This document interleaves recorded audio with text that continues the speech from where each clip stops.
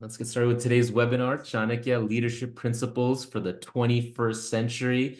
We've got two wonderful panelists with us today. I'm Ankur Patel, Director of Advancement for Hindu University of America. Pranav Patelji is here with us today, and Pranav Bhai, I like to say. And then Dr. Radhakrishnan Pillai.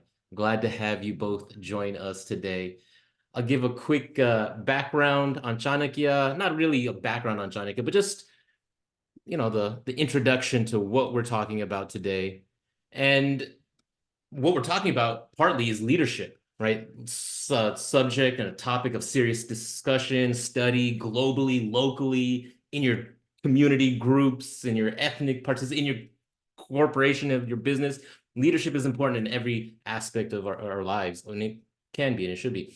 Chanakya, who actually lived in about the 4th century BC before Christ, but we're trying to change that, right? That's part of the civilizational approach we're looking at, because he was a visionary who understood the principles of effective leadership, and as a guru, he shared it, right? His pioneering ideas are relevant for contemporary leaders trying to address the challenges of our times.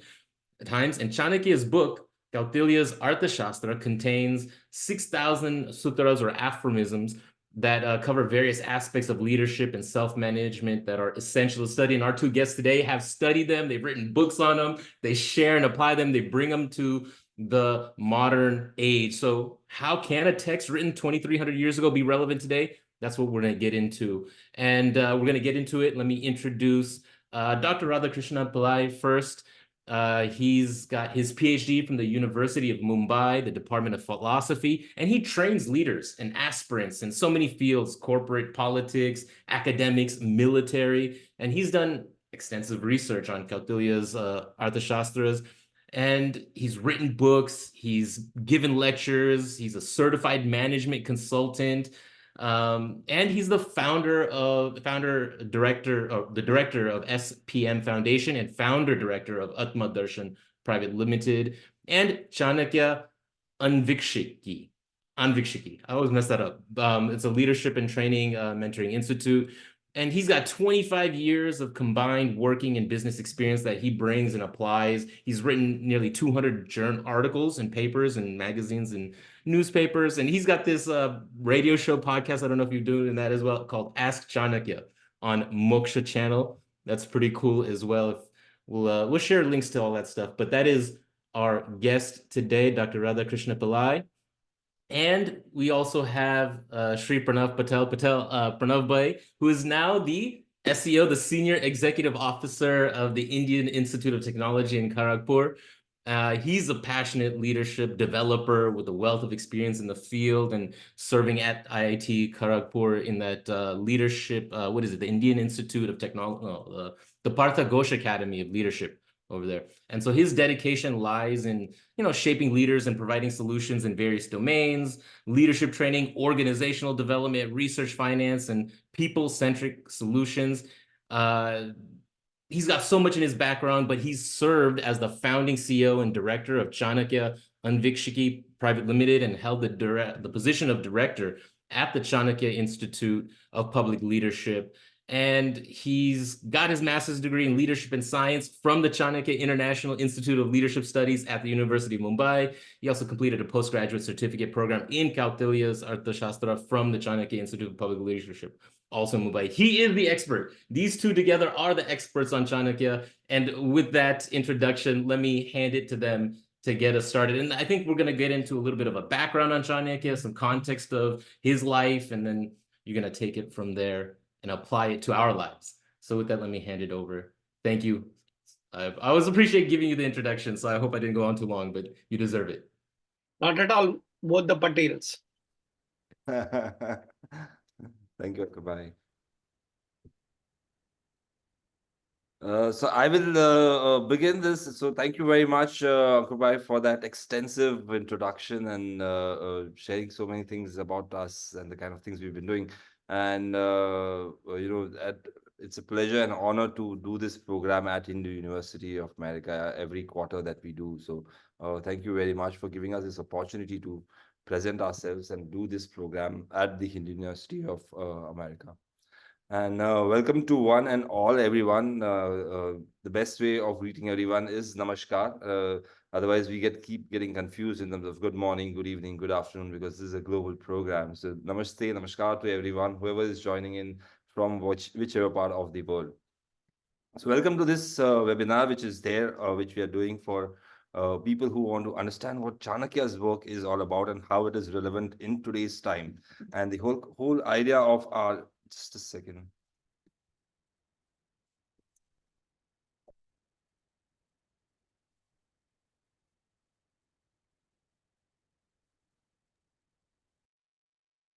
Just maybe a little technical delay. If you haven't put in the chat, please do it. Tulji from Troy in Michigan. Glad to have you there with us today. Sophia, again, appreciate your conversation. Chandra Kunji from Maryland. Glad to have you on. And we've got Pranav Bhai back. I'm sorry, I had a little challenge. I have cat issues. I have a pet at home, and she's just pulled down my lights. So apologies for that. We'll continue from where we were. So this program that we are doing for everyone, whoever wants to understand how Chanakya's principles are relevant as on day to day as well, and how can we apply it in our practical daily day-to-day life and in our thought processes. So welcome to one and all. I have my teacher, my guru, Dr. Radhakrishnan Pillai here with us as well. So I would like sir to please share a few thoughts, and then we'll take it ahead from there. Thank you, Ankur Patel ji, Pranav Patel ji. I love the surname Patel because many people ask me, whom do you find as a modern day Chanakya? A lot of people ask this. I say there's only one person I call modern day Chanakya, Sardar Vallabhai Patel.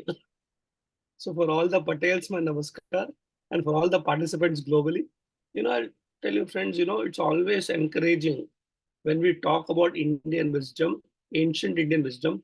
Yet the real success and the appreciation comes when they say repeat.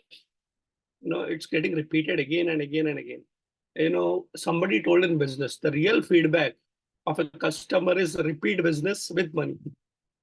Now, if somebody is buying a product again and again and again, and they're recommending it to others, what we typically call word of mouth, that means your product or service is successful.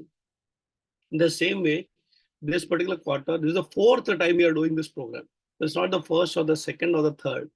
And it's always encouraging at HUU to do this particular program. And it shows that, the kind of a response that we have got is amazing. Today, of course, we'll be starting with the program on the leadership aspects for 21st century of Chanakya. Yet, there's much more to come, and we look forward. Already there are a lot of comments and questions coming in the chat box. We'll definitely address that during today's program. But more than this, we look forward for deeper Chanakya as we go ahead. With that, once again, as Pranav sir said, namaskar instead of good morning, good evening. And with invoking the God's grace, let's start. Over to you, Pranav sir.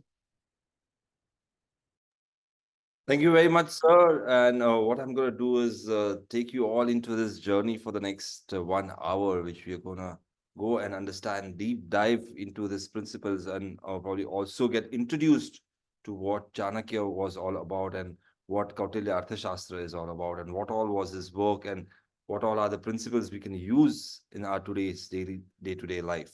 So I'm going to start with a presentation, which is what we do. So here's the presentation. The presentation has a very interesting design here, which is Chanakya's leadership principle for the 21st century. That is what we're doing.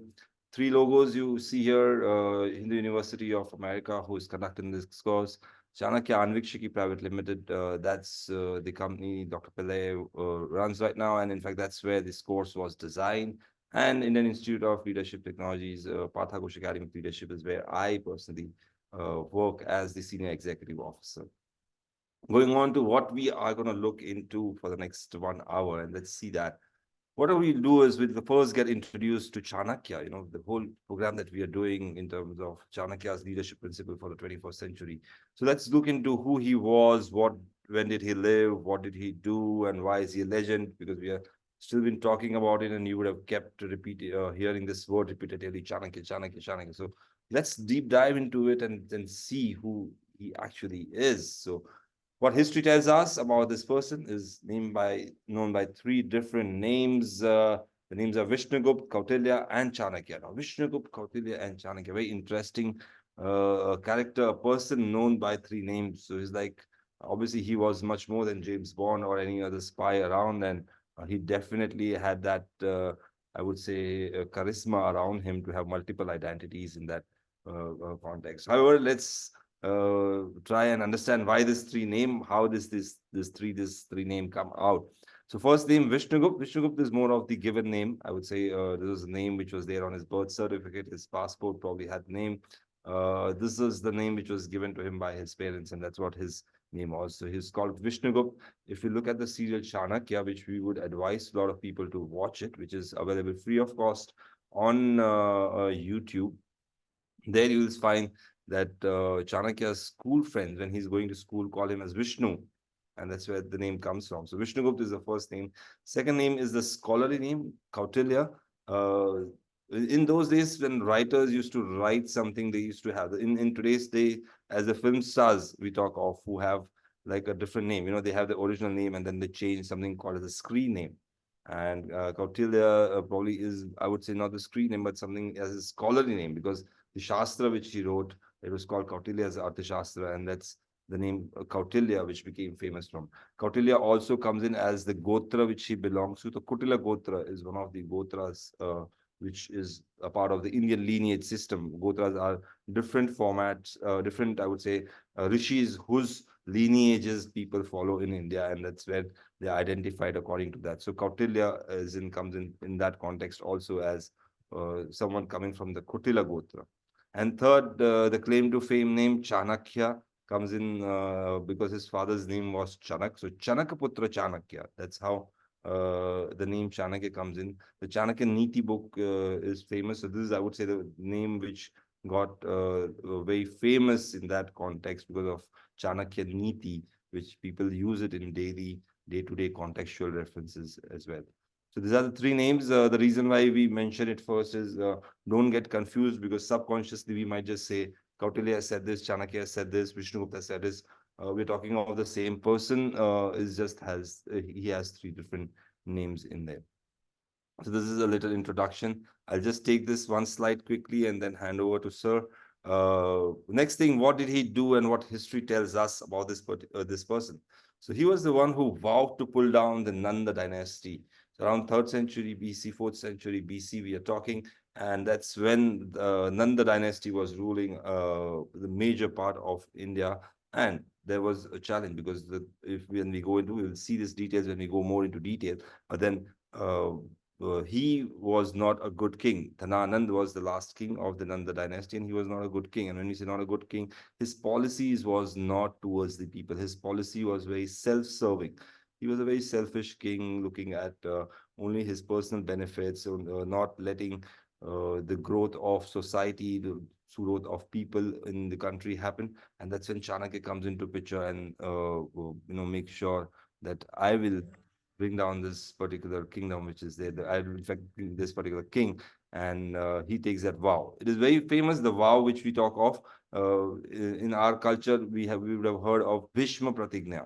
Pratigna is basically a vow which you take, where you take up a particular, or you give up a particular habit of yours to remind you of your goal regularly. A lot of people give that, oh, I will not have tea till the time such and such thing is not done, or probably I will not watch TV till the time I have not cleared my exams. There are different things we connect our goals to, some of our habits. So Chanakya's way of doing it was not tying his shikha, his ponytail. So every day in the morning when he used to take bath, probably he would get ready, and then when he's about to tie his hair, he would remember, oh, I don't have to tie my hair because I have a goal to achieve in life. That's how we connect in Indian culture something to our goals. And Chanakya's vow was to pull down the dynasty. That is what he took up as his mission of life. Next, Chandragupta Maurya's kingmaker. So not only did he pull down the wrong king, but he also installed and gave an ideal, the righteous king to everyone. These are two different sciences. One is fighting a war, going, defeating someone. So what? Defeating Nanda for that matter in this case. And then another thing is governing a particular place or a kingdom in the right manner. Two different sciences we talk of. In Chanakya shows expertise or excellence in both of this, where he pulled also down a dynasty, one of war, we can say in that context, and also governed the righteous way, having Chandragupta Maurya there. So we always say this. In fact, in business terms, this is always seen. A sales guy would always go and make some sales, so going and fighting, going to the market, beating competition, going and acquiring a customer, all that is like fighting a war. But then the challenge is also after that, where you have to go and deliver the product. So sales and operations always come into this challenge. Usually when there is sales, going and committing to the client that, oh, we'll give you this, we'll give you that, and then finally they come back and then hand over the business to the operations. The operations says, how is it possible to deliver in such a short time? Or how is it possible to deliver at this particular cost? And then there is always this tussle. But operations is like governing, it's like running a kingdom, and sales is more like fighting a war. You need to have balance of both, learn both arts in the right context. Going third, responsible for defeat of Alexander in India. Alexander the Great, as we say, came from Babylon, today's Greece, as we see, came down from there to Egypt. He covered the whole area from Syria to Iraq, Iran, Afghanistan, and almost till Pakistan. So he was a great warrior who acquired such a big part of land and came into India. However, when he reached India, he realized that, this is a land which I cannot fight. When he was faced with the united army which Chanakya had prepared to face him, he understood, and in fact, he returned back from his whole endeavor of going and capturing the whole world, which he thought he could. So Chanakya is a person who is responsible for that particular event, where he made that army a united army, as we say, to face Alexander's invasion into India. Ashoka, India's first global emperor. So Chandragupta Maurya's son is Bindusara, and his son Ashoka, we call him the first global emperor, someone trained by Chanakya as well. When we say global emperor, is basically someone who has his influence across the world. We don't say in our culture that someone who went and captured the whole world, because we believe as a culture in non-expansionism, we probably are a culture which would go and influence the world in the righteous manner. That is why we say Vishwa Guru Bharat. We don't say Vishwa Vijeta Bharat in that context. So Vishwa Guru influences someone. I would say in today's time, if 21st of June, everyone in the world, starting from New York to Sydney to Tokyo, everyone is doing yoga there on 21st of June to celebrate International Yoga Day and making yoga part of their life. We have somewhere or the other influenced the world in that context. And that's what Ashoka did. He influenced the world through his work, through Buddhism as one of the religion which was, I would say, which spread during his tenure. And going next, Kautilya Chanakya known, he wrote three important treatises, which is called Kautilya's Arthashastra, Chanakya Niti, and Chanakya Sutrarani. We'll get into details of this three texts, but I would want Sir to please contribute something, please. Thank you, Pranav sir. I'm audible? Yes, sir. Thank you. With this particular slide, we don't want to go back to history, but history is important to understand the present also. And remember, our particular seminar is on application of Chanakya's principle in the 21st century.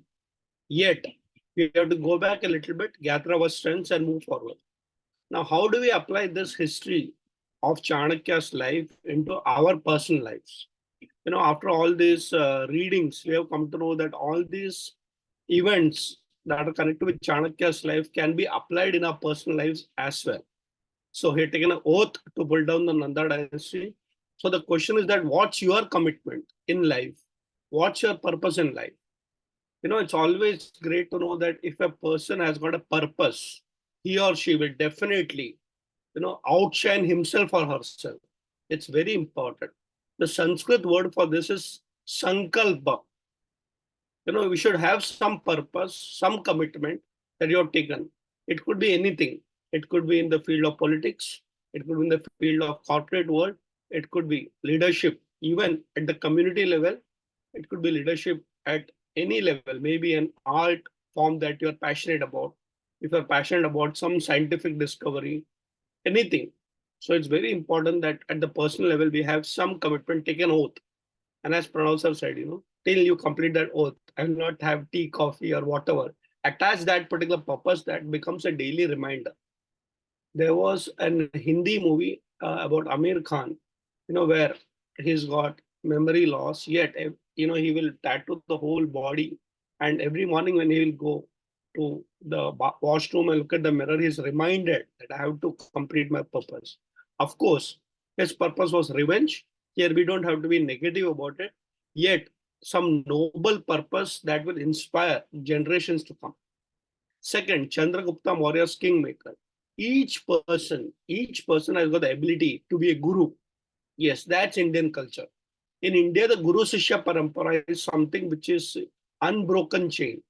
So Guru teaches a Sishya, the Sishya becomes a Guru, and then it continues. So the question is that all of us have some experience in some field. Can we pass it on to somebody else? That is called Jnana Prabha, or I would say Pravaha. It should continue to the next generation. So Chanakya was a teacher of political science and leadership, passed on his wisdom to Chandragupta Maurya, and that's why he was a kingmaker. But what is important, responsible for the defeat of Alexander? We have a lot of challenges in our lives, personal, professional, relationships, whatever it is. Yet remember, every challenge can be won over if we have the right thinking, right strategy, and of course willpower. So here is a person, Alexander, who comes all the way. Imagine Alexander is defeating everybody, comes till India, and then he's defeated by a person who doesn't have an army of his own. Remember, Chanakya was not a king, neither did he have his own army. Yet, strategic thinking helped him to defeat Alexander. So, you may not have any resources, but if you have strategy and willpower, you can defeat the biggest challenge in our life. Today, we are facing so many mental health problems. Therefore, we say, if there is a mental problem, let us solve it through intellectual abilities. Yes, we need to go to Buddhi Yoga. It's a word that comes in Bhagavad Gita, but Chanakya was a specialist in that. How to use the intellect to defeat all big challenges. Ashoka, India's first global emperor. Today, we are actually in an era of globalization. It is not a concept, it's a reality. So, friends all over the world, wherever you are actually leading the world in your own respective fields. So, it's a great example of succession planning also. So, after Chandragupta Maurya, we see Bindusar, and Bindusar's son is Ashoka. So after 3 generations also, we can globally become leaders wherever you are. So Ashoka is an example of succession planning. In your personal lives, if you have created something, make sure you also create a legacy around it. Yes, if you look at the biggest companies in the world, it's all legacies. So make a legacy out of the work that you do in your life. Your purpose should become a legacy. And last, which is my favorite, document everything. Chanakya wrote these books, Arthashastra, Chanakya Niti, and Sutrani. It's very, very important that all of us should write a book. We do conduct workshops on how to write a book. It's very important because you may be gone, but your wisdom should be available for generations to come. Book writing is not just about, a tick mark in your life or something for publicity. Book writing is sharing of a knowledge and experience to people probably whom you will never meet in your lifetime. Yes, being an author of 22 books on Chanakya, I can tell you this, that I've been fortunate that I've been able to reach out to lots of people, which probably I would have never reached out directly. So imagine Chanakya wrote these books almost 2,400 years ago, and his legacy continues. So these are the personal tips that we can take from Chanakya's life for our own, having a purpose and leaving a legacy for others to come. Thank you. We'll move forward. Professor, over to you. Thank you, sir. Those are amazing insights into from I would say Chanakya's life we can take. Going ahead from his life, we'll go into the work which he had done, the books which he had written, the treatises, as we say. So here is an overview of the kind of work Chanakya had done in terms of his writing work. So in the 4th century BC is when he had done this, and three important books: Kautilya's Arthashastra, Chanakya Niti, and Chanakya Sutarani. There are three important books which we refer to when it comes to Chanakya's work. Kautilya Arthashastra is, I would say, a library in itself, as Sir says. 15 books, 150 chapters, 180 sections, and 6,000 sutras. This is a book which is written for, I would say, the prince who is going to become the king. So the designated king is going to be trained. There's going to be some kind of vidya, and we say Raja Vidya iti Huya Vidya, some knowledge which is the leader, the Raja should learn. And this is the knowledge which has been given. So more of a finishing school, we can say, someone who has passed out from college and in that postgrad finishing school, they have been taught certain principles, which has been reflected in the 6,000 sutras, an extensive book. We'll deep dive into it going ahead because that's where our focus would be for this program. Second is Chanakya Niti, 17 chapters, again 455 sutras which are there.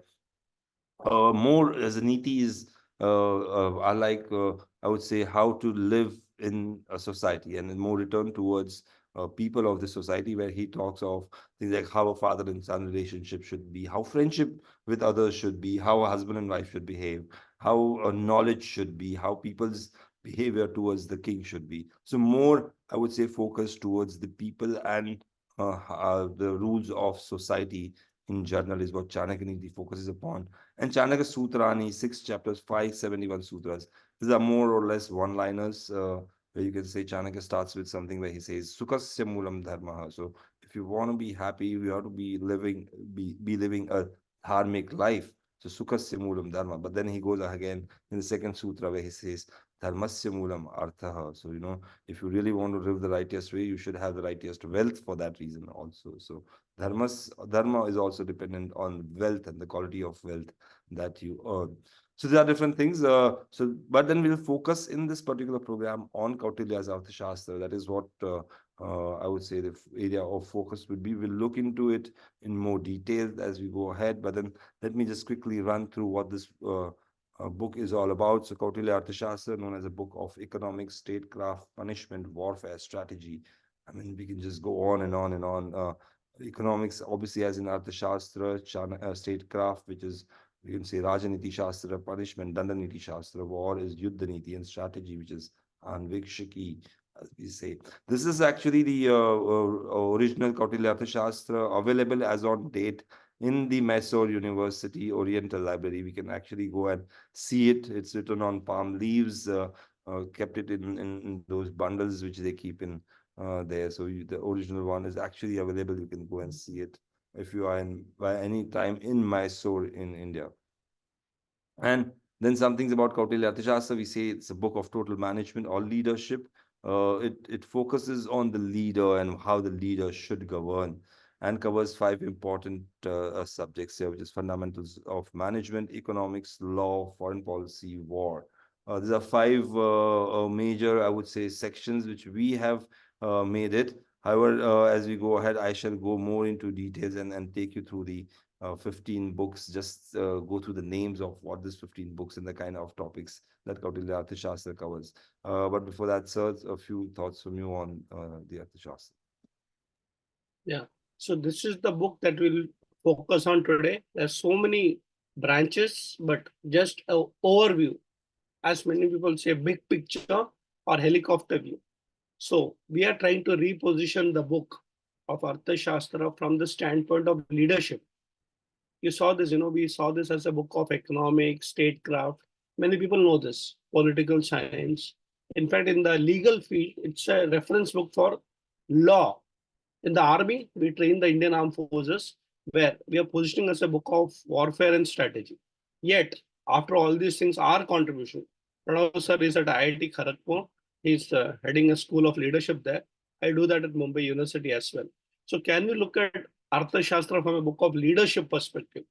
And let me tell you that leadership is not just about position. It's about anywhere and everywhere. We have been trained to think like followers, thanks to the education system. Yes, you follow, it's all about command and rule. But a time has come that Indians have proven themselves globally as leaders, be it the IT sector or even now the political sector. But it's important to go back and look at Chanakya from a perspective of leadership.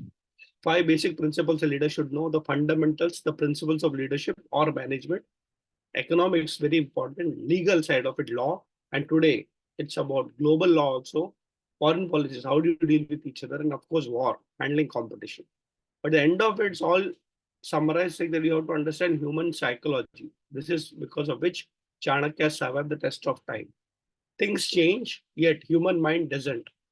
And it's a multidisciplinary book with gemology, Ayurveda, architecture, criminal psychology, so many things. So we'll go into that details later on. But the idea is that if you study Arthashastra, you think like a leader. And a leader is the requirement for every organization, every community, and of course, every country. Thank you.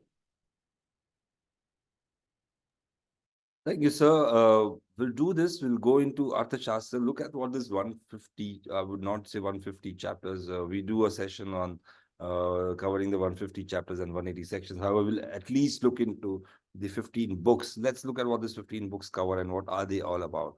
So the first book, excuse me, is more about concerning the topic of training. So it talks about how the training of the leader should be, what the leader should be trained, what he should learn. So basically focusing on training the leader himself is where Kautilya Arthashastra starts with.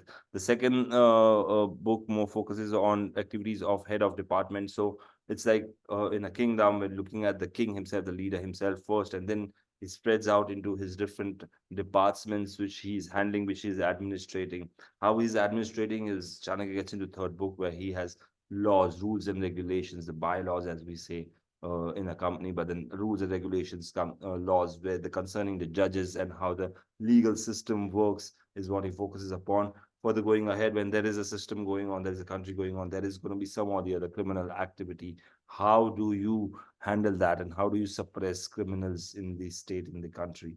Going ahead, when you have a kingdom running like that, you need to have a lot of information about what's going on, where, who is doing what. Not all information will come to you as a leader. So you need to have some secret knowledges, some secret spies around, some ways and means of getting information, which might not be the information for everyone. So that's the way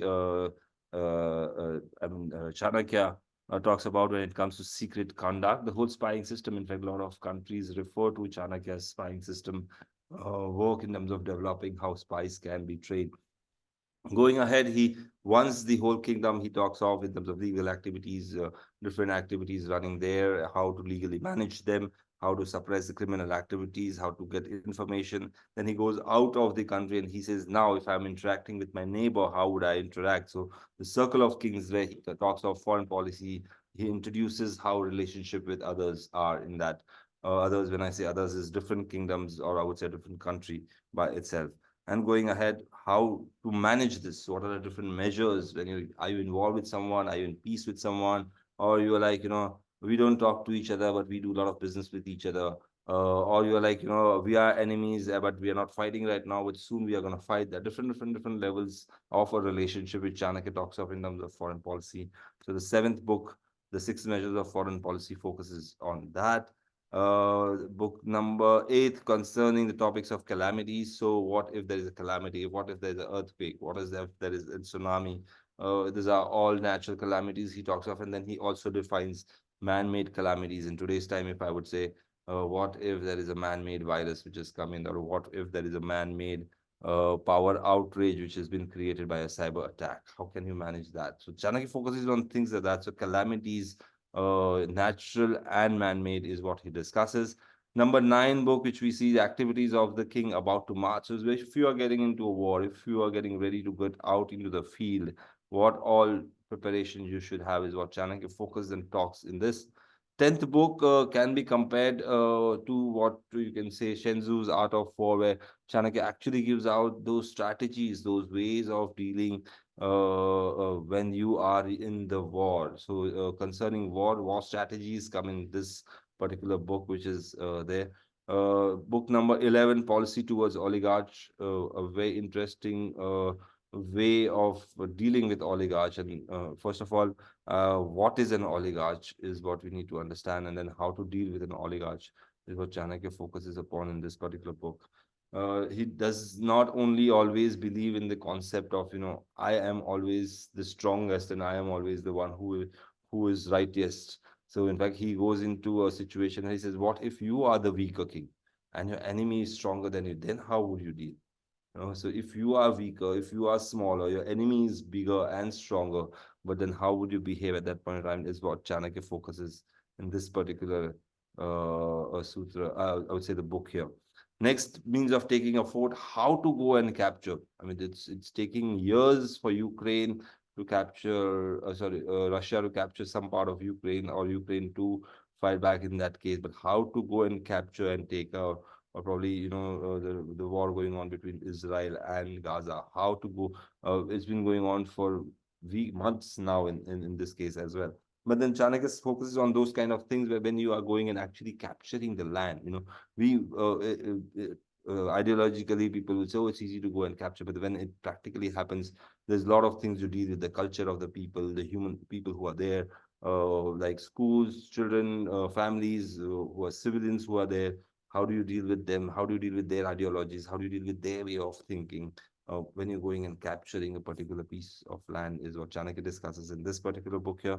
Concerning secret practices, so Raja Vidya iti Guhya Vidya, as they say, some knowledges which are given only to the leader and the king. And Chanakya focuses on few of those things.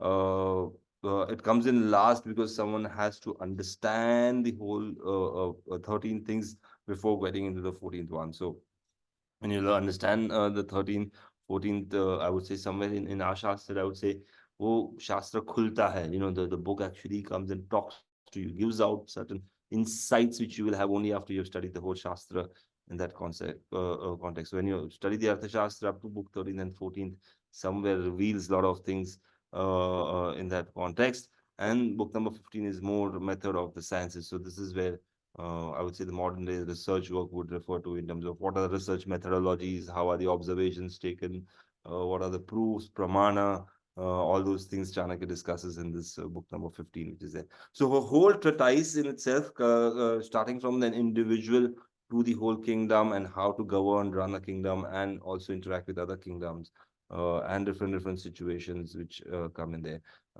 So, I mean, when we get into each of the book, there's so much of details which are there. When you say concerning judges, that's for an example, he talks of what evidences, what evidence act can be in terms of who, which, I would say, what is an witness, which is a legal witness, who cannot be a legal, non-legal witness, how passports are made, how citizenship is given, how visas are given, how accounting processes work, all that he discusses, and this is all 2,300 years, 2,400 years back is what we are talking of in terms of history. So a very rich content which Chanakya has given for us to learn from, which is there in this 15 books. So a few thoughts from you before we take up a couple of sutras and then discuss that as well. Thank you so much. A lot of interaction happening on the chat box. There's one message from, I think, Anilji. Yes, and of course we have Sophia ji also. A lot of positive comments and welcome. One comment which is like, we can't read all the Sanskrit words, especially this slide. We understand that we try to fit in everything into one slide, so it becomes very compact. But don't worry, all this can be easily read. We'll give a lot of material to you later on. So it is not about font size, it's about trying to be compact. But each of them will go on as we go in detail. Thanks for the feedback. There are some small little errors. We'll try and correct it. We love your feedback and pointing it out. Going back, a lot of questions are there. We said we'll answer it towards the end. We'll complete it because many times all your questions that you have in your mind may be answered in this particular part itself. So we're keeping the last part for Q&A, and we can see so many questions, right? From who is our teachers of Chanakya to, where do we get authentic sources of Chanakya, etc., etc. Thank you so much. We go on with that, and definitely keep typing, keep chatting. We are there to answer your questions. Coming back, look at the kind of a wisdom in one book. Right from how to create a king to how to create ministers, how to make the country a wealthy country, etc. Very important. It's kind of a manual for not only Chandragupta Maurya, for whom Chanakya originally wrote the book, but for generations to come. So Arthashastra, as somebody said, very nicely, It's a wealth of knowledge and knowledge of wealth. Here we have so many things. And I personally look at Arthashastra as a go-to book. So let's say there is a problem and we look at, Arthashastra and say, what's the practical solution? For example, and it is said that, whenever you have an internal problem, look at a scripture, open any page and you may get a solution to it. So if you look at any particular war happening in any part of the world, I just quickly open Arthashastra and suddenly you find, oh, there's one solution for it. So yes, as we study this better and better, our mind starts functioning differently. As we said, this is just an overview. As we go ahead, we'll have more details of it. So here, right from what is called the first book, Vidya Samuddeshaha, very interesting, Vinayadi Karikam, as the first book is called, till the last one, Tantra Yuktehi. It's a huge book. Each of them can go on and on and on for us, but that's the wisdom Chanakya step for us, the legacy. We'll go into some few sutras so that we understand it's not just about appreciation, but it is also about application. I repeat, it is not just appreciation because we get wowed by all these. Oh, Chanakya was great. Yes, let's understand. Of course, he was great, but why was he great? Because his wisdom is practical. So, from appreciation, let's go to application. Let's see a few sutras today. Over to you, Pranav sir. Sure, thank you, sir. We will get into some sutras today to understand what Chanakya's work was all about. So, starting off, let's first get into Arthashastra, where Chanakya opens Arthashastra. As soon as you open Arthashastra, Chanakya comes up with a salutation. It is not a sutra in itself, but it's a salutation where Chanakya writes this right in front when you open the Kautilya Arthashastra, where he says, Om Namah Shukra Bruhaspati Bhyam. So their salutations is like Namaskaram. A lot of people, when we start writing, we do write Om, or maybe some auspicious sign which we believe in, or something Sri Ram, or something to start something in auspiciousness, or when we meet someone, we greet them with Namaskar, good evening, good afternoon, or howsoever. When a writer writes, they do this salutation. They give that salutations to their teachers, the guru. So Chanakya does this to two acharyas in this particular case. So he says, Om Namah Shukra Brahaspati Vyam. I'm sure most of us know this. Om, obviously auspicious. Nama is Namaskaram to two people here, Shukra and Bruhaspati. Shukra and Bruhaspati, who are two acharyas. Who are these two? These are two acharyas of, or the gurus, as we say, of the Danavas and the Devtas, right? So Shukracharya more referred to as the guru of the Danavas and Bruhaspati as the guru of the Devtas. So the angels and the demons, or the demons and the angels, you can put it in the Western context that way. So he does this namaskaram to two of them. But then why is this namaskaram done to those two people? And then a lot of times you'll say, oh yeah, Bruhaspati, fair enough, the guru of God. But then why he's doing namaskaram to the guru of Danavas, the devils in that case, and Shukracharya from that point of view, I would put it. Obviously, Shukracharya's niti he was an acharya in himself. He had a lot more things in the niti there. But then why would someone do that namaskaram? And I would say Chanakya somewhere said that, have that thought in mind, that first look at the negatives, first look at what can go wrong, and then look at the positives and hope for the best to happen. Always be prepared for the worst and hope for the best. So look at both sides. In modern day context, in the last few years, we have had this thing about people telling us, oh, focus on your thoughts, look at only positive thoughts which are coming into your mind. Mind what your thoughts are all about and what you're thinking. Should not use negative words as well. Try and see that your mind is always focused on positivity, which is good enough. It may make you feel good for a while. But what if you're stuck into a negative situation and you'll be like, oh, I never thought of it because I was always thinking positive about things, right? Chanakya is, you have to think about both. Think of the negative things, think of the positive things. So when you're prepared for the worst. In fact, the whole insurance industry works with this principle where it says, protect yourself against the downside. What if something goes wrong? What if there's a fire? What if there's an earthquake? What if your health is not right? What if your car breaks down? How will you spend? If it's an unplanned expense, how will you manage that? Right? So that's when you protection. So think of the worst, protect yourself against the worst thing that can happen, and then hope for the best to go on. So Om Namah Shukra Bruhaspati Bhyam probably comes in from somewhere. Obviously, there are two great acharyas who are there, whose nitis can be used in multiple different, I would say, situations or the context which is there. Going on to next, I'll just take up the next slide here. We will introduce to you to this particular sutra, which is there in Chanakya's book number 6, chapter number 1, sutra number 1, 6.1.1, which you see there is the reference of the sutra from Kautilya Arthashastra. This is a book which is probably, I would say, right in between, because till book 6, Chanakya focuses more on internal. So how the leader should be, how the department should be, how law and order should be, how suppression of criminals should happen, how spying activity happens within the kingdom, and how he manages the whole kingdom in that context. Post book 6, he gets into, I would say, more outside in view, because he gives us understanding of how one kingdom is interacting with another kingdom. So uh, in between, when this happens, he gives us the first outside in view, where he looks at the kingdom and says, here is how the whole kingdom looks. And he says, Swami Amatya Janapada Durga Kosha Danda Mitrani iti Prakriteyaha. Right? Swami Amatya Janapada Durga Kosha Danda Mitrani Prakriteyaha. Don't get, I would say,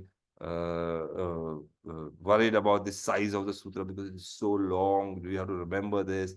No, Indian Shastra has something called Sandhi. So we'll break this into parts and try and understand what this sutra actually means. So the king, the minister, the country, the fortified city, the treasury, the army, and the ally are the constituent elements of the states, is what Chanakya says in this sutra. So seven things which he focuses on. So Swami as in the king, Amatya as in the minister whom we talk of. I'll just take you to the slides which is talking on that. Yeah. So Swami as in the king, whom talking the leader himself. Amatya as in the minister, the manager, the second in command. Janapada, the country, the market, the people whom we serve. Durga, the fortified city, head office, infrastructure, I put it in that context. Kosha, the treasury, finance and accounts. Danda, the army, the team which is there. And Mitra, as in the friends who are there, who are your allies, whom we can talk of. So these are the seven things which makes a kingdom, or something I would say in today's time, an organization which is there. And in fact, Chanakya, if you go back into the sutra, he not only says an organization, he uses the word in Sanskrit, prakriteyaha, it's nature.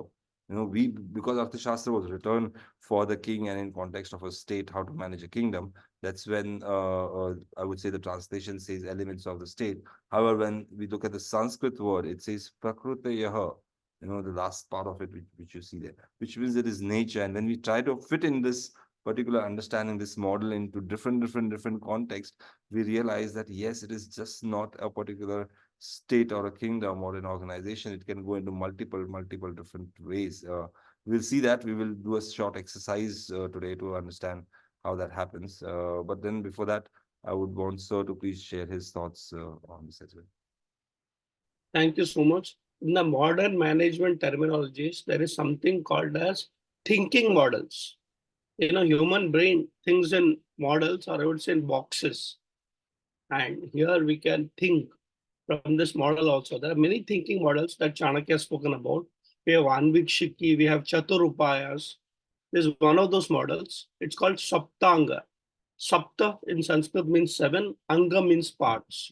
It's also called as Sapta Prakriti. So there are seven things that combined together makes a great kingdom. So it's a model of governance. So what are they? Swami, Amatya, Janapada, Durga, Kosha, Danda, and Mitra. Don't confuse Danda by Danda, rod. Here the context is army. So a great king with good ministers, happy citizens, along with good infrastructure and great finance, treasury, great army to defend internal and external problems, and the allies all put together becomes a great state or a kingdom. So it's a conceptual framework, but we can go into details of each one of them. In fact, I've written a book on this, Chanakya's 7 Secrets of Leadership. And every country needs to have this balance of all the 7 parameters. For example, right now, India is focusing a lot internally and externally. And the Mitra aspect of it as a nation is very important. If you look at the foreign policies, it's very interesting that we had a great, I would say, foreign or external affairs minister Sushma Swaraj. Unfortunately, she passed away. And even now, Jaishankarji is doing fantastic work on the ally part of it. Then, of course, we have the Swami, the Amartya. And currently, India's greatest focus is on Durga or infrastructure. As you have come to India recently or traveled within India recently, you would have seen the kind of an airports, the roads especially are doing fantastic. They are building and investing on infrastructure, not just physical, but also digital. You look at the UPI, the transactions, look at the way the internet is penetrating the villages of India. So coming back, as a governance or a leader model, we need to have all the 7 things in place. So any one weekly correct it and improve it. So it's a holistic model of leadership, or the, I would say, total view of looking at the whole country's or nation's development. Thank you, Pranav. Thank you, sir. Thank you, sir. So yes, this is the 7 pillars which we talk of a particular kingdom or a state or something. Uh, Before we get moving further, I would take up a couple of minutes here to take up this as an example which can be used in multiple different aspects. And I would say let's take up this as an exercise to try and see, can we use the Saptang of business, which is there, to an education institute, which Chanakya talks of, and 7 pillars of leadership, as we say. So for a school and education institute, I would say the Swami. Who would be the Swami? The Swami would be the principal, the one who is heading the particular institute in that context. So Swami becomes the teacher there. Amatya would be the second in command. Who would be an Amatya in a school and an education institute would be the teachers. So Amatyas are the teachers. Janapada is more of the market. Whom are these? Is the school serving? Who are the target audience, as we say in this particular case, when we're talking of a school? Then it would be the kids, the students who are attending. Durga, the infrastructure, or when we talk of an education institute, it would be the school premises. And in today's time, when things are going online, even the LMS platform, which is there, which is helping students learn. So Durga becomes that. Kosher, obviously finance. When you look at finance for an education institute, we are looking at, say, grants coming in. We are looking at some donations coming in, or probably the students paying their fees. So kosher, treasury comes in from there. Danda, the army, the people who work towards it. So the pune, the driver, the cleaner, people who help organize the whole institute in that context will become the army. And Mitra, the friends of the education institute will be more of, I would say, the trustees, the advisors, other teachers, visiting faculties who come in, other schools who are there, who are also operating in the similar domain, I would say. They all are becoming Mitras or friends in that context. So this 7 pillars, we try and understand it in different manner, try and put it into different organizational structures which are there. And we have realized that this 7 are, as Chanakya says, Prakriti. It's a part of nature. You can realize and see everything with this thinking model of the 7 pillars which are there. Before we move on, I'm just going to show you all a short video, on what Chanakya's work was all about. This is from a serial called Upanishad Ganga, which was made by Chinmaya Mission and directed by Dr. Chandraprakash Trivedi, who also acted as Chanakya in the serial Chanakya, which is there.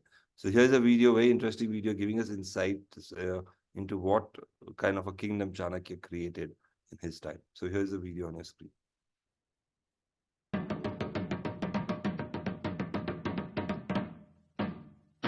सुनो सुनो सुनो, पाटलिपुत्र की जनता सुनो, मगध साम्राज्य में चारों ओर शांति स्थापित हो चुकी है। महाराज धननंद के पूर्व मंत्री अमात्य राक्षस ने सम्राट चंद्रगुप्त का मंत्री बनना स्वीकार कर लिया है। अक्षय तृतीया के दिन अमात्य राक्षस की उपस्थिति में सम्राट चंद्रगुप्त का राज्याभिषेक होगा। सभी नागरिक इस समारोह के उत्सव में आमंत्रित हैं। सुनो सुनो सुनो।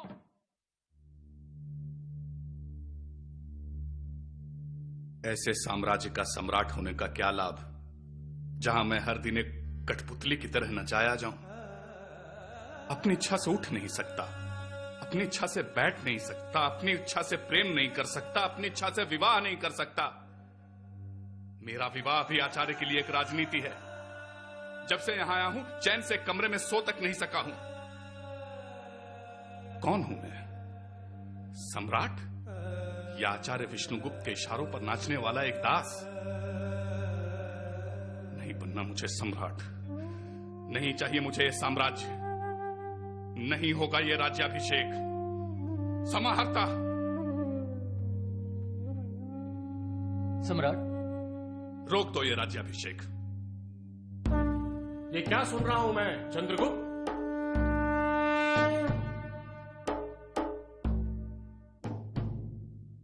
आपने ठीक ही सुना है आचार्य, नहीं बनना मुझे मगध का सम्राट। क्यों? जब से यहां आया हूं अपनी इच्छा से सांस तक नहीं ले सका हूं। आपने मुझे एक महान स्वप्न दिया था, चक्रवर्ती सम्राट का स्वप्न, एक महान साम्राज्य का स्वप्न। परंतु यहां आने के बाद पता चला कि आचार्य विष्णुगुप्त के लिए सम्राट एक वेतन लेने वाले नौकर से बढ़कर कुछ नहीं। तूने ठीक ही समझा है चंद्रगुप्त। मेरे लिए सम्राट समाज के नौकर से बढ़कर कुछ नहीं। तो रखें अपना साम्राज्य, नहीं बनना मुझे सम्राट यदि यही सुख है सम्राट होने का। चंद्रगुप्त, तुझे सुखी होना है? क्या सम्राटों को सुखी नहीं होना चाहिए? मूर्ख!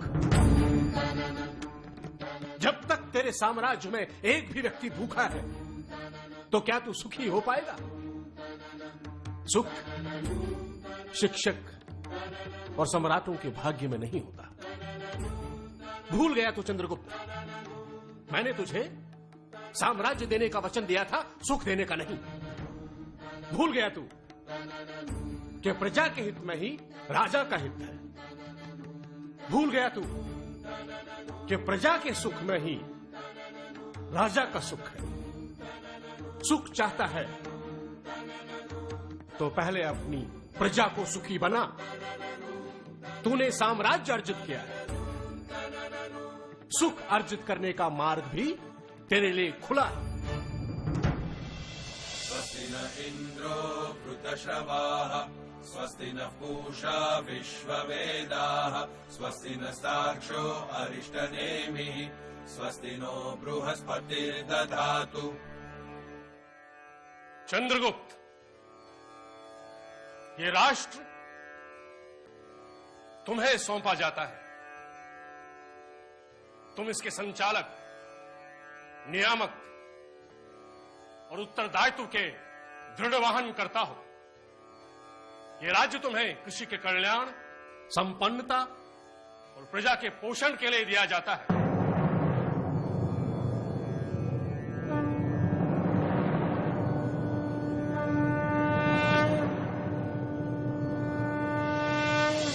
अपने महान गुरु के महान शिष्य चंद्रगुप्त ने अर्थ का ऐसा पाठ पढ़ा कि अपने जीवन के अंत काल में 40 दिन तक अन्न ग्रहण नहीं किया। क्यों? क्योंकि अपने जीवन के अंत समय में चंद्रगुप्त के राज्य में भीषण अकाल के कारण लोगों के पास अन्न नहीं था। महान गुरु, महान शिष्य, महान आदर्श। अपने महान शिष्य के लिए महान गुरु ने कौटिल्य के नाम से अर्थशास्त्र नामक ग्रंथ की रचना की। रसिकों, अर्थ और सुख जीवन की आवश्यकताएं हैं, किंतु गलत रास्तों से अर्जित अर्थ अनर्थ है। सही रास्तों से अर्जित अर्थ ही आपको सुख की ओर ले जाता है। इसीलिए तैत्तिरीयवा प्रश्नोपनिषद में पहले शुद्ध बुद्धि और बाद में धन की कामना की है। कारण स्पष्ट है, धर्म है तो अर्थ है, अधर्म है तो अनर्थ है। So a very, very, very insightful video from Upanishad Ganga, which is there. I would request all, whenever if you have time, do watch these serials which are there. They really talk about, how Indian culture is, how Indian way of thinking is all about, and Hindu way of thinking, as we say. an interesting video where he gets cold feet, as we say, before becoming the leader. Oh, I don't want to do this because there's so much of hard work there. And he says, oh, I want sukha. And Chanakya tells him, if you want sukha, then please leave this. You are not fit to be a leader. A leader and the teacher do not have the right to be sukhi. They have to make sure the people are happy. The people are happy, or people are getting what they are supposed to get in that context. The duty of the leader and the teacher in that context, which we say. I recently designed a program here at IIT, and the participants came and said, "Oh, sir, this is such a hectic program. You start at 7 in the morning from yoga to meditation, and then take classes till 8:30, 9 o'clock. And then by the time we go, we are so tired in the whole day." And I said, that is what education is all about. You cannot have education which is there, which is laid back, relaxed. You don't studies don't happen in that context, which is there. So Chanakya rightly said in this particular video, which we see. We'll get into more details about what we are doing and what we will be doing further. But before that, some insights from Sir, you please, and then we can take up some question answers post that as well. Yeah. In fact, we should give more time to Q&A because there's a lot of questions coming in, and we are happy. I also put on the chat box, there are no good or bad questions, relevant or irrelevant.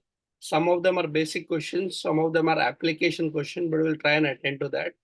Every beginner has questions and nothing wrong in that. In fact, my favorite statement is one of the statements about leadership. Every expert was once a beginner. So if you're a beginner of Arthashastra, don't worry. One day you'll become an expert. And we also had these questions when we started. Like, what is the meaning of Artha? I thought it's meaning. Iska Artha kya hai? But Artha means wealth. In fact, it's much beyond wealth also. So many dimensions, we'll explore that. But before we take up the questions, coming back to this small clip that we showed from Upanishad Ganga, very deep, a leader, he or she, has to take up responsibility. And responsibility is not just limited to some 9 to 5. It is 24/7. You cannot say, today is a holiday and today I will not take up the phone call. I remember I was supposed to be in Hyderabad last week and I was there for a training program. And suddenly one day before, they called me up and said, sir, there's an emergency in our plant. All the plant managers and all technical guys were in Hyderabad for this program. We are supposed to give them training on leadership. And they told me we have to call it off because there's an emergency in the plant. We have to reschedule it. You know what I told them? Don't feel bad about not calling me for the program. I will feel bad if you don't address to the emergency in the plant. Fortunately, there was not a human casualty emergency. Nobody died or anything like that. Yet, if there is some real problem, you should attend to that first. I said, theory of Chanakya can keep happening. We'll reschedule it. Don't worry about it. But it's important that all leaders who are sitting in that classroom in a 5-star hotel actually rush off to the plant and sort the problem over there. It's wartime. You cannot be thinking about theories in wartime. You have to go and attack. So the idea is that you may be on a holiday as a leader, but it's important that you are in action all the time, if not physically, intellectually. One more small incident that changed my life. I remember many years ago, I had organized this spiritual tour. We also have a spiritual tourism company. So we're organized to 8 temples in Maharashtra of Ganesha called as Ashtavinayak. If you know, that's a circuit and a lot of devotees of Ganesha go there. And as we were going, there was one businessman. I remember interacting with him. And I said, sir, oh, you're on a holiday for 3 days with your family because his family was also there. And he told me something very interesting. I'm like, no, I'm never on a holiday. As the leader of my company, as a businessman, as a chairman of the company, I am never on a holiday. And I said, sir, you're on a holiday. 3 days, Friday, Saturday, Sunday. You're on a Ashtavinayak Yatra. And he told me something very interesting that stuck with me for life. He said, even though physically I'm not in the office, I'm continuously thinking about my office. So I may be out of the office, but it is never out of my mind. Of course, you don't have to worry about your office. As the Hindi word says, Chintan karo, chinta mat karo. Don't worry about it, strategize. Saying that whenever I go out, I'm continuously thinking about opportunities for my office or my business. So the whole idea is that, friends, it's a 24/7 responsibility. And you don't have to worry about responsibility. You have to be responsible. And as they said, a beautiful quote by Swami Chinmayananji. Don't be serious about the work that you do. Be sincere about the work that you do. I'll repeat. Don't be serious about the work that you do, but be sincere about the work that you do. So we have to be sincere in leadership. And once Chanakya taught that to Chandragupta, he actually became one of the greatest leaders that our country found. With that, I think we'll hand over to Pranav sir to take it forward, especially the questions. Yeah, Pranav sir. Thank you, sir. What I will do is I'll quickly run through a short introduction to a course which we are doing at University of America, and then go into question answers so that we can spend time extensively in terms of going through, question answers and answering almost all if we can in that case.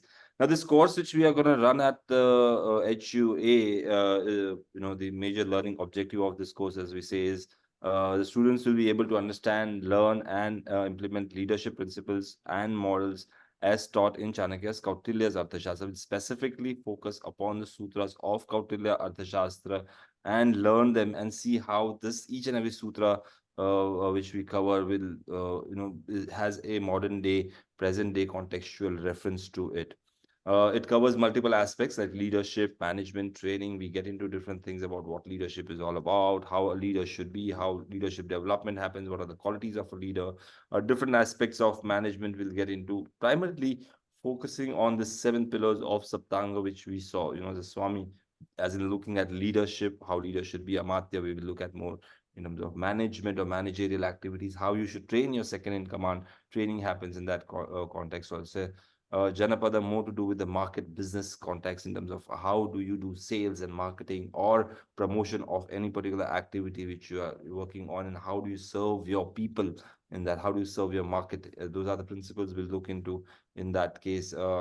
Kosher will look more into finance. We see that financing here as well. So how financial activities, what are the economic principles Chanakya talked about? Because Chanakya is known as an economist as well. And why is he known as it? There are certain principles he talks about regarding wealth, regarding how wealth should be created, how money should be generated, and how the king should manage, and how a leader should look at wealth in that context also. So, and team management we see here as Danda, and Mitra is more of alliances. So we'll look into in that context, covering a lot of topics which are management topics. These are the major ones which you see on your screen here.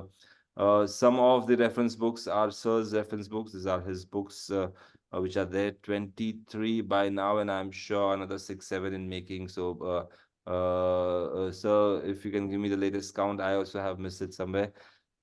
23, sir? So 22 plus 4. 22 done, 4 more I'm writing. 22 done, yes. Yesterday we discussed one more book with you. Yes, sir, for sure. We'll go into next one.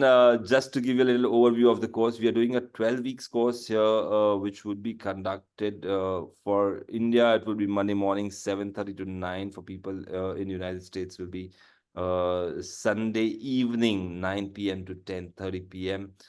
We will have a format where we'll do a 60 minutes lecture and 30 minutes of discussion, which would be held in that particular manner. During the course, student will be required to submit 2 short essays. They will not be academic quality paper, but should be based on self-reflection on what they have learned and assimilated so far. So our focus is not more in terms of what kind of research work you do, but what understanding you develop, how you find this learnings practically applicable in your day-to-day daily life is what the focus of the program is. How we can use these principles in our life is what we are focusing on. The class is structured in a way that promotes discussion and debates based on self-study and reflection each week. So yes, you will do a lot of case studies we will share with you. We'll share a lot of reflection work in that context, where you will think about things, how things work in your life, and how are things taught of in Arthashastra context. An MCQ exam for you to get the certificate. So there will be an MCQ exam at the end, which will be there for you to answer if you're getting this certificate. who should join. We look at people who are business leaders, owners, entrepreneurs, top level management, CEOs, directors, managing director, mid-level management, aspiring to grow, non-profit leaders and institution builders. Ideally, people who have certain years of work experience, I would say, are the people we would look at, people who can reflect upon their experiences and come and give us also some insights, and also take some insights from practical, applicable knowledge which we are talking of. This is where we try to bridge the gap between industry and academia and bring that partnership here, so that we can find applicable solutions to day-to-day challenges from Arthashastra. Starting on 12th, 14th of January, that is next year, or I would say next month, in that context, and ending on 24th of March is when we are doing this. It's the course fee is $300, 1.5 credit for people who are doing other courses of HUA. So if you are doing any other course, this particular taking this course will get you 1.5 credit. In that there's some grading system. We're not getting into that here. And there's one special announcement. There's a scholarship which is also available, and for whom I would say more for people from Greater Bharat region and Girmitri countries. So when we say Greater Bharat, we're talking of India, Bharat, Nepal, Sri Lanka, Myanmar, Afghanistan, Bangladesh, Pakistan, Malaysia, Maldives, and Indonesia. Students from this particular countries can apply and get as much as 67% scholarship. So you might please do apply if you are from these countries for the scholarship. You need to go on to HUA portal and apply. And based on the availability of slots and your background, the scholarships are granted in that case. And then also for Girmitri countries like Mauritius, Seychelles, South Africa, Fiji, Suriname, Jamaica, Trinidad. I mean, you can just go on, Barbados, extra. 35% of scholarship is also available. So people, please do apply for the scholarship from this particular countries to get that particular, I would say, provision which is there by Hindu University of America.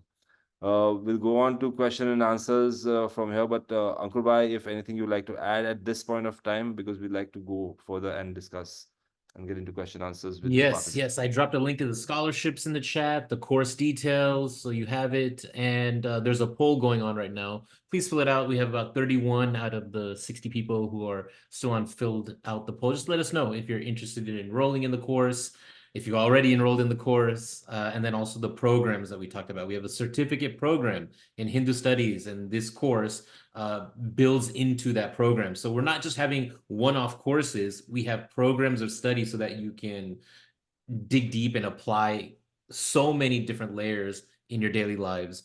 And so please consider taking at least a course, but we also have programs where you can enroll. So let us know. That's it for me, except for a lot of people put their questions in the chat box and it's hard to find it. So the Q&A box has 16 questions. So if you put it in the chat, I don't know if we're going to be able to get to it. Let's not waste any more time and let you answer these questions. Sure. Thank you, Ankur Bhai. I will take up the questions from the Q&A box first, and then as time permits, we'll go on to the others because there's so many things in the chat.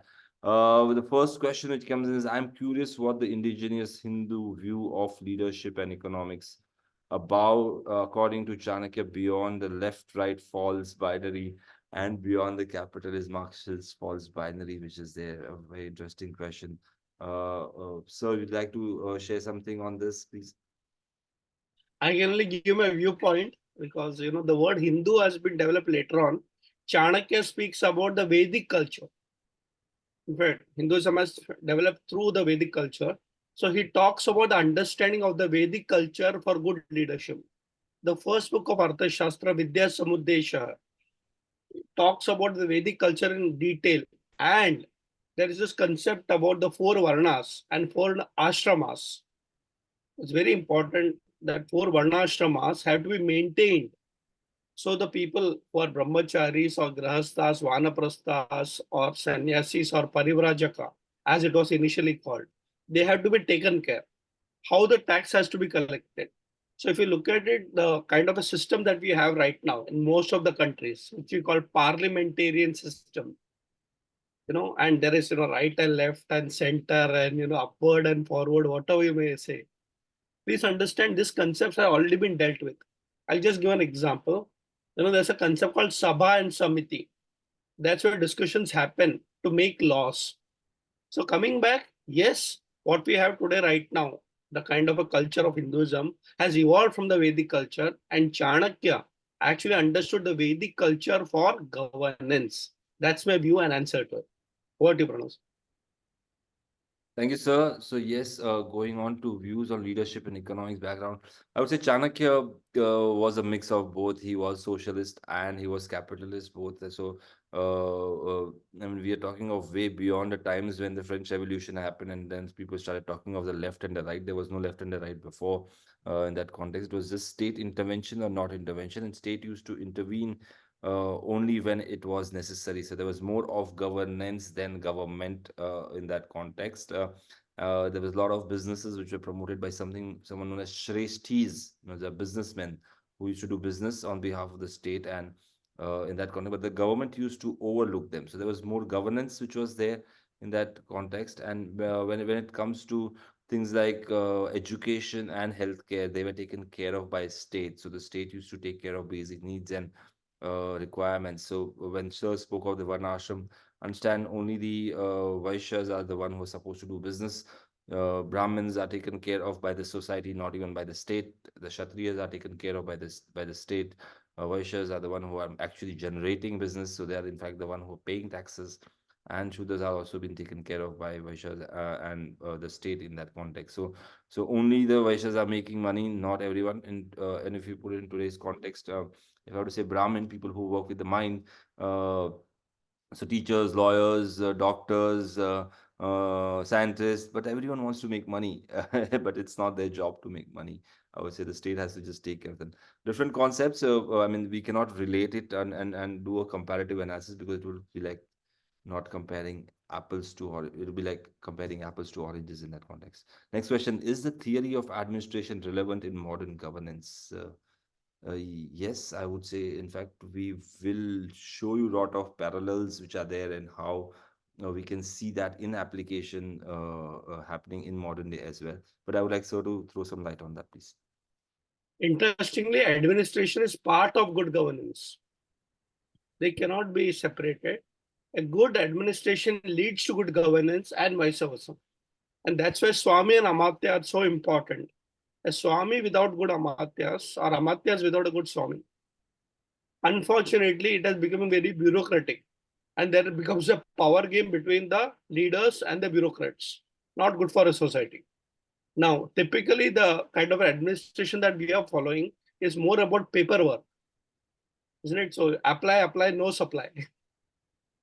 So typically, we find this going around in circles. There's a lot of solutions for it today.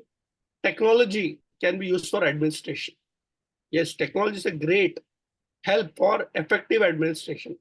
For example, for those people who have recently tried to go to the passport office in India, you've seen they outsourced it to TCS. The whole administration of the passport office was a mess. You used to go there, stand in queues for hours, and sometimes you used to take years to get a passport. And today, we find people have gone to the passport office, and the next day they get the passport. It's so efficient because technology has been used in administration. Coming back, principles of administration is what Chanakya speaks about. As we go to Durga, the seventh pillar, there's a lot of systems and processes he talks about. Yet finally, don't get stuck in administration. Look at overall good governance as well. So they're the two sides of the same coin. Governance and administration go hand in hand for great leadership. Thank you, Professor. Thanks, sir. We'll go on to the next question. And then, yes, this question is coming up from someone anonymous, but it's a very interesting question. And I would say to the point, it says, what's a sankalpa? What do you mean by sankalpa, or the vow which we spoke, or Chanakya's vow, or Bhishma's pratigna which we talk of? Sir, please, some lights on this, please.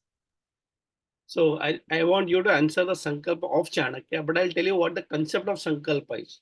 Sankalpa means taking a promise and oath to yourself so that you get disciplined and you get focused. There's always this particular thing in every field. The people who are determined, disciplined, want to become successful. For example, let's say you're studying for exams.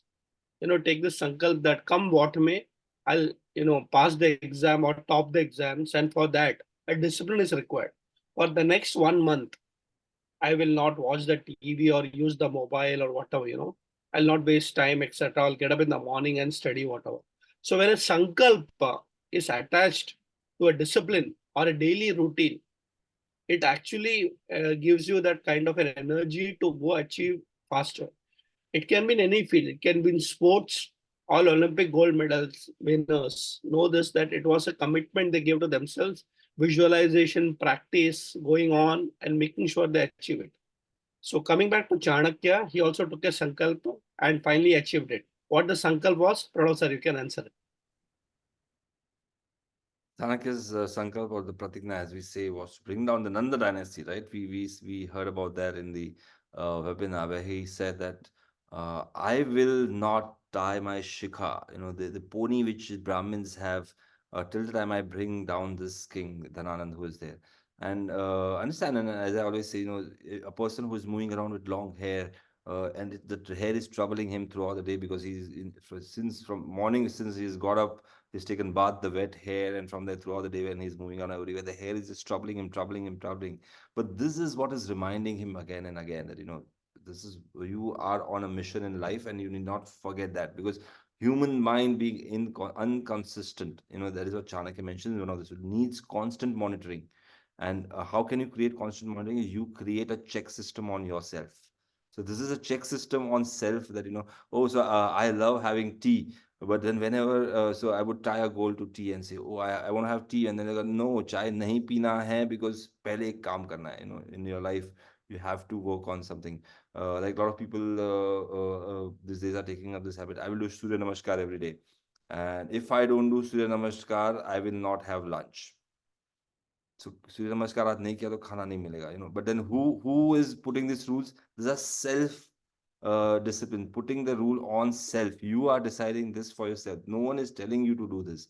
The sankalpa which sir is talking about, and the question which the one in the discussion is taken up by self, a discipline and a rule which someone has made for the self. No one has imposed it on that person, which we talk of in this context.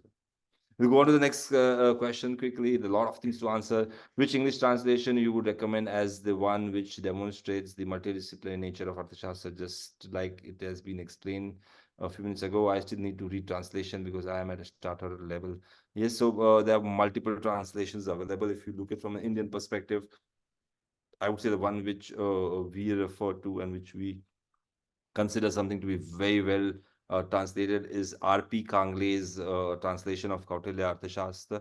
You can write it down. R.P. Kangle is the name of the person who has done the translation. There's also another available from the Western perspective, which is Patrick Olivelle. But then I would say you can take that second if you are really getting into deep studies, because that will give you a Westerner's perspective to the Arthashastra, and R.P. Kangle's translation will give you an Indian's perspective towards Arthashastra. There's a lot of, I would say, a difference in both of them. So yes, read those. A lot of translations available online. You can just search it on Google and Amazon, and you will get it.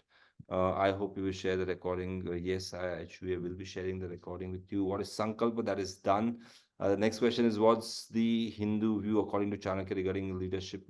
Marxist economics, we have done this. How Arthashastra is still relevant in today's VUCA world. Why is VUCA world, or BINA world, which is a digitally fast, changing, and with complex and unknown problems? So how is Chanakya's relevance in the VUCA world? So please. The world was always VUCA. We like these new terminologies and abbreviations to, keep speaking in a lot of seminars. So I will say, tell me a point in history or your personal life where you are completely sure everything is volatile. Corona was volatile, post-Corona also volatile. Even now we are not sure what's going to happen next, what's going to happen in Israel. Nobody knows what's going to happen in the other part of the world. We don't know. So coming back, all these are good for seminars, but let me tell you what Chanakya does. Chanakya prepares you for the best and the worst. And that's very important. It is not. The world will change. If it is not changing, it is not the world. It is Brahman. The only changeless factor in the whole world is the Brahman. But we're not talking about Brahman right now. We're talking about the changing world. In fact, when we go into the details, we'll find Chanakya was a Lokayata. The philosophically, he is a Lokayata. He's functioning in the world and he's fighting for practical solutions to real problems. So you have to understand everything will be dynamic. So you have to look at the two extremes. And we saw that Om Namah Shukra Brahaspati Bhyam. If things work out well as per your plan, great. So you had a planning, you had hard work, success came because of that. Suppose it doesn't work, so what? Fine. That's also comes from a very spiritual base. The ability to understand that yes, I have to do my best and also leave the rest. And that acceptance is what we have to understand. In fact, we are doing a training program with the Mumbai Municipal Corporation.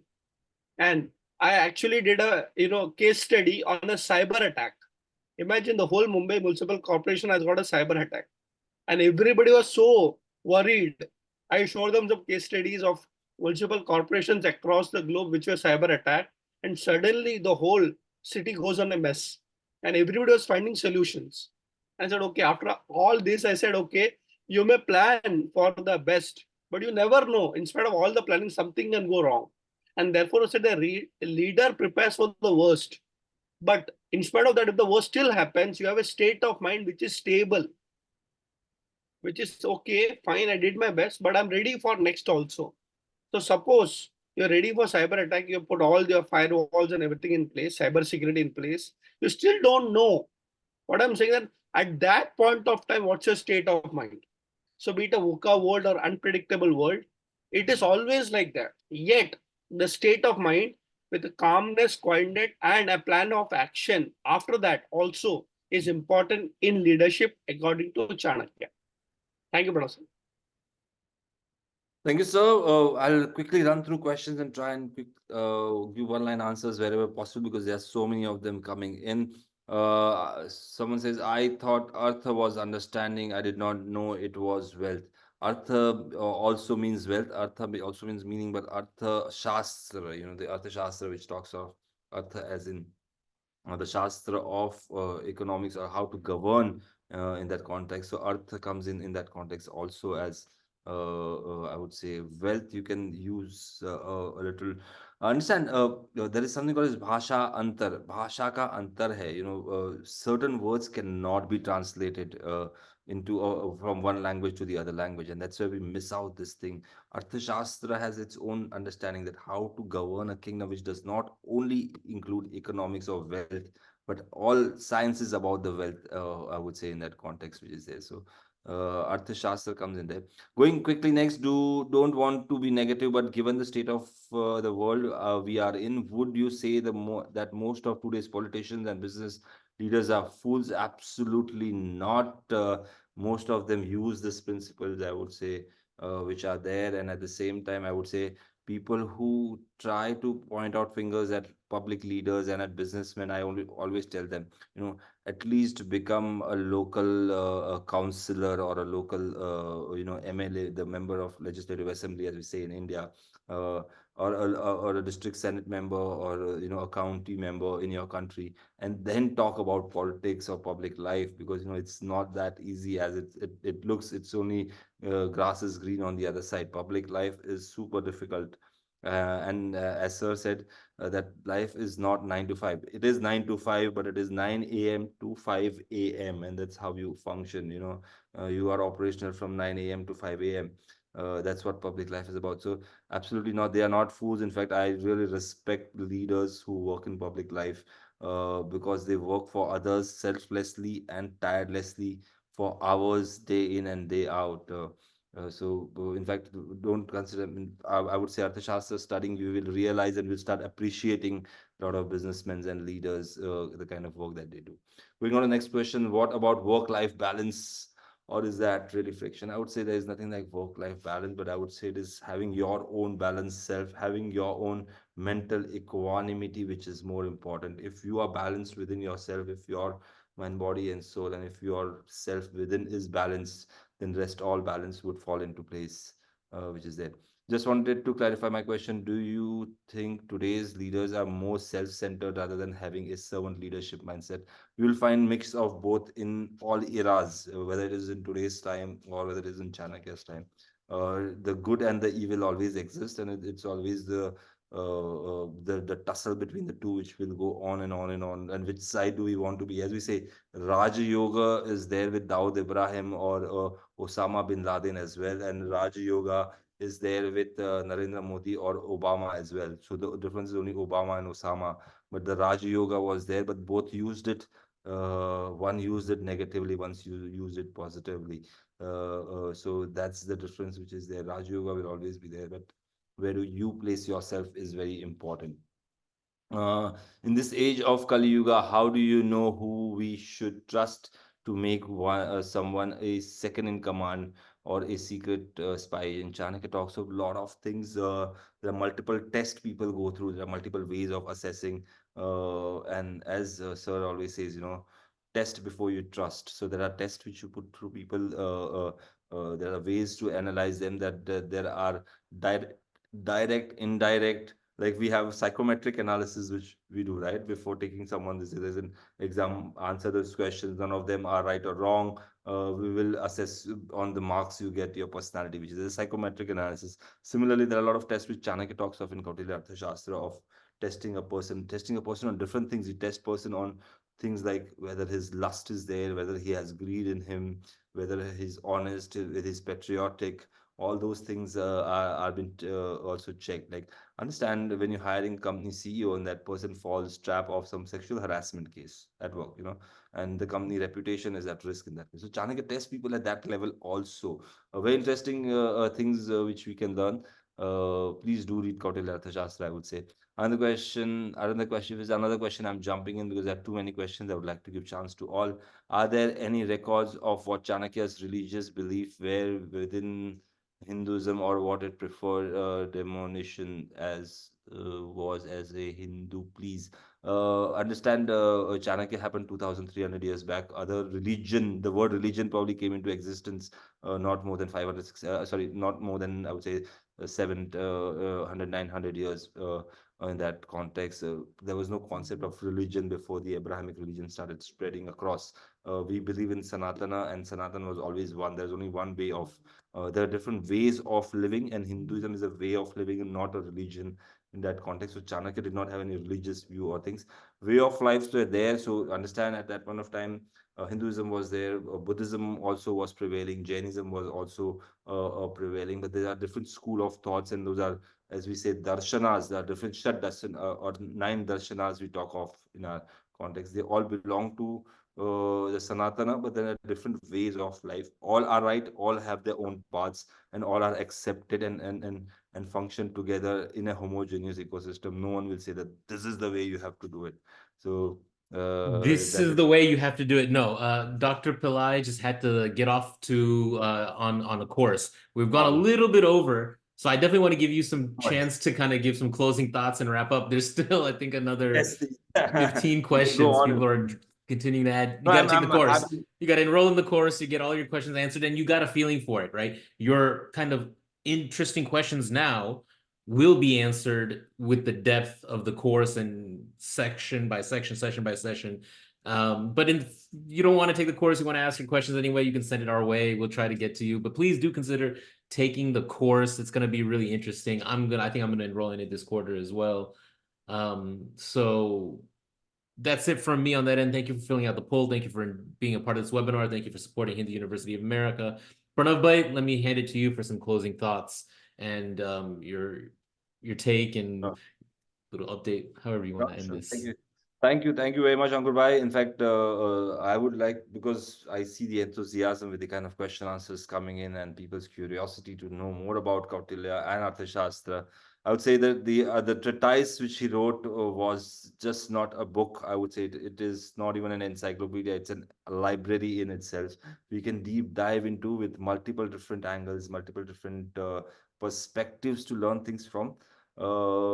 Please do write to us, and if you have any questions, we'll try and answer it during the program. However, apart from that, also, if you are free to just drop in an email, and we'll try and respond to you. We would like to spread this knowledge as much as we can to anyone and everyone who is interested.